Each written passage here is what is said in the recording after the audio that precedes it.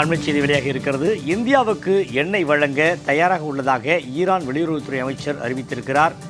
Iran வெளியுறவுத்துறை அமைச்சர் அறிவித்திருப்பதை தற்பொழுது நாம் அண்மைச் செய்திகளாக பார்த்து கொண்டிருக்கிறோம். இந்தியாவிற்கு எண்ணெய் வழங்க தயாராக உள்ளதாக ஈரான் வெளியுறவுத்துறை அமைச்சர் தெரிவித்திருக்கிறார்.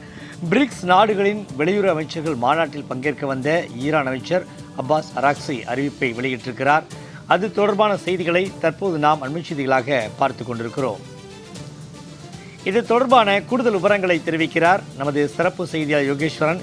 யோகேஸ்வரன், இந்தியாவிற்கு எண்ணெய் வழங்க ஈரான் தயார் என்ற தகவல் வெளியாகி இருக்கிறது. கூடுதல் விவரங்களை வெளியிடுங்க.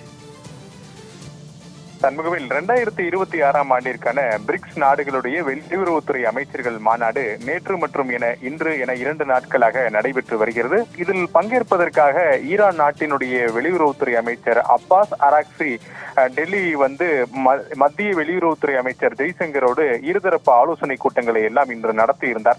இந்த ஆலோசனை கூட்டங்களுக்கு பிறகு செய்தியாளர்களை சந்தித்து பல்வேறு முக்கியமான விவகாரங்கள் குறித்து ஈரானுடைய வெளியுறவுத்துறை அமைச்சர் பல விளக்கங்களை அளித்திருக்கிறார். அது இந்தியாவிற்கு முக்கியமான தகவல்களாக அமைந்திருக்கிறது. அதற்கான காரணம், இந்தியா தற்போது கடுமையான ஒரு எரிபொருள் மற்றும் எரிவாயு தட்டுப்பாட்டை சந்தித்து வரக்கூடிய நிலையில உலகினுடைய 3வது மிகப்பெரிய எண்ணெய் உற்பத்தி நாடான ஈரான் இந்தியாவிற்கு மீண்டும் எண்ணெய் வளங்களை வழங்குவதற்கு தயாராக இருக்கிறோம் என அந்நாட்டினுடைய வெளியுறவுத்துறை அமைச்சர் டெல்லியில் நடைபெற்றக்கூடிய இந்த கூட்டத்தின் போது அறிவித்திருக்கிறார். உதாரணத்திற்கு, இந்தியாவை பொறுத்தவரையிலுமே ஈரான் உள்ளிட்ட பல நாடுகளிலிருந்து கச்சா எண்ணெயை கொள்முதல் செய்து வருகிறது. ஆனால் ஒரு கட்டத்தில் அமெரிக்க தலையீடு காரணமாக ஈரானிடம் இருந்து இந்தியா கச்சா எண்ணெய் கொள்முதல் செய்வதை நிறுத்திக் கொண்ட நிலையில இக்கட்டான சூழலில் இருக்கக்கூடிய இந்தியாவிற்கு தாங்கள் எண்ணெயை வழங்க தயாராக இருக்கிறோம் என ஈரானுடைய வெளியுறவுத்துறை அமைச்சர் அறிவித்திருக்கிறார். இது மட்டுமல்லாமல் இன்னும் சில முக்கியமான தகவல்களை எல்லாம் ஊடகவியலாளருக்கு வழங்கியிருக்கார். அந்த தகவலின் அடிப்படையில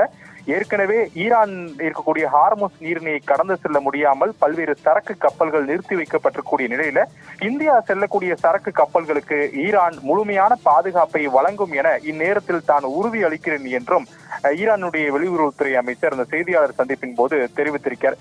இந்தியாவை பொறுத்தவரையிலுமே தற்போது ரஷ்யா, ஈராக், சவுதி, ஐக்கிய அரபு அமீரகம், அதே போல America, Brazil, Colombia, Mexico, Kuwait உள்ளிட்ட பல நாடுகளிலிருந்து எண்ணெய் மற்றும் எரிவாயு பொருட்களை சரக்கு கப்பல்கள் மூலமாக கொள்முதல் செய்து வரக்கூடிய நிலையில ஹார்முஸ் நீரிணை மூடப்பட்டதன் விளைவாக இந்தியா கடுமையான எரிபொருள் மற்றும் எரிவாயு தட்டுப்பாட்டை சந்தித்து வருகிறது. இதில் கடந்த சில வாரங்களாக இந்த தட்டுப்பாடு என்பது தீவிரமடைந்திருக்கக்கூடிய நிலையிலே ஈரானுடைய இந்த அறிவிப்பு என்பது இந்தியாவிற்கு முக்கியத்துவத்தை பெற்றிருக்கிறது. ஆனால் அமெரிக்காவினுடைய தலையீடு இப்போவும் இருக்கக்கூடிய சூழல்ல ஈரானோடு எண்ணெய் வர்த்தகத்தை இந்தியா தொடருமா என்பது ஒரு பெரும் கேள்விக்குறியாக இருந்தாலும் கூட ஈரான் நாட்டினுடைய வெளியுறவுத்துறை அமைச்சர் தானாக இன்று நடைபெற்ற செய்தியாளர் சந்திப்பின் போது ஈரானோடு இந்தியா எண்ணெய் வர்த்தகத்தை தொடங்க வேண்டும் என்றும் இந்தியாவுக்கு தேவையான எண்ணெய் வளங்களை மீண்டும் வழங்க தயாராக இருக்கிறோம் என அறிவித்திருப்பது கூடுதல் கவனத்தையும் இக்கட்டான நேரத்தில் ஒரு முக்கியமான தகவல்களாகவும் நாம் புரிந்து கொள்ள முடிகிறது. சண்முகவேல்,